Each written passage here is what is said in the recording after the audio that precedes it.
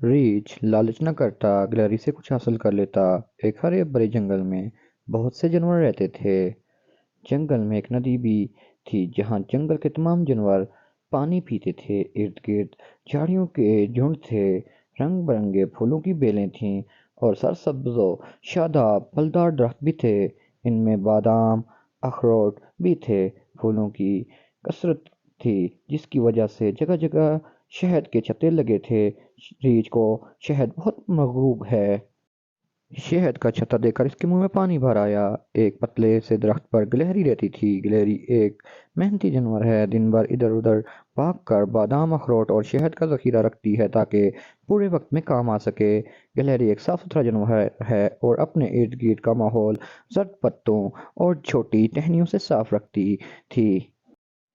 एक दिन वो अपने घर की सफाई कर रही थी। एक रीछ भटकता हुआ खुराक की तलाश में आ निकला। उसे देखकर गिलहरी दरख्त पर चढ़ गई। रीछ का ध्यान इसके घर की तरफ गया। इसने देखा कि वहाँ बहुत से बादाम अखरोट और शहद जमा है। इसने गिलहरी से कहा, इनमें से मुझे कुछ खाने को दो। गिलहरी ने कहा कि मैं इस पर बुरे वक्त के लिए संभाल कर रखे हैं। रीछ ने कहा, अब समझो बुरा वक्त आ गया है। अगर तुमने मुझे ना दिया तो मैं इस पतले दरख्त को हिलाऊंगा और ये सारी चीजें नीचे गिर जाएंगी। तुम मुंह देखती रहना, तुझे अपनी जान बचाना भी मुश्किल हो जाएगा। बेचारी गिलहरी बहुत परेशानी हुई कि इस मुसीबत से कैसे निजात हासिल की जाए। वो देख रही थी कि रीछ डील डोल वाला है।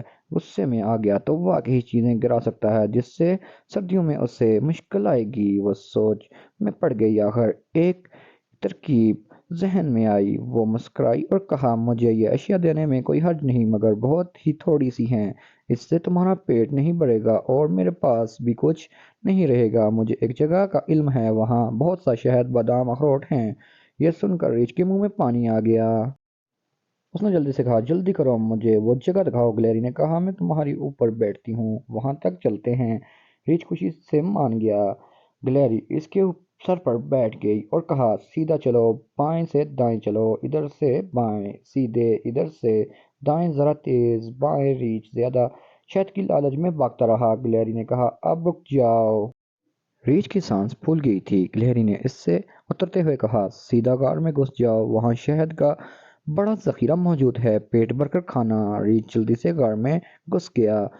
वो गार शेरों का मस्कन था। उन्होंने रीछ को बिला इजाजत गार में घुसते हुए देखा तो इस पर झपट पड़े। भूखे रीछ ने बड़ा मुकाबला किया मगर शेरों के सामने ना ठहर सका और जान की बाजी हार गया।